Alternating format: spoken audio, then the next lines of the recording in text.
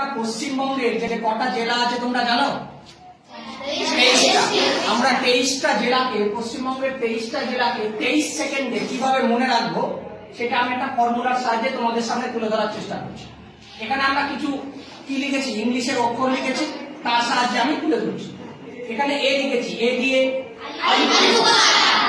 আমি আগে বলে নিই, এ দিয়ে আলিপুরদুয়ার, বি দিয়ে বীরভূম, বাঁকুড়া, পশ্চিম বর্ধমান, পূর্ব বর্ধমান, সি দিয়ে কোচবিহার, ডি দিয়ে দার্জিলিং, উত্তর দিনাজপুর, দক্ষিণ দিনাজপুর, এইচ দিয়ে হাওড়া, হুগলি, জে দিয়ে জলপাইগুড়ি, ঝাড়গ্রাম, কে দিয়ে কালিম্পং, কলকাতা, এম দিয়ে মালদা, মুর্শিদাবাদ, পশ্চিম মেদিনীপুর, পূর্ব মেদিনীপুর, এন দিয়ে নদিয়া, পি দিয়ে পুরুলিয়া, আর 2 24 পরগনা, অর্থাৎ উত্তর 24 পরগনা, দক্ষিণ 24 পরগনা। দেখো 23টা জেলা হয়ে গেল। হলো?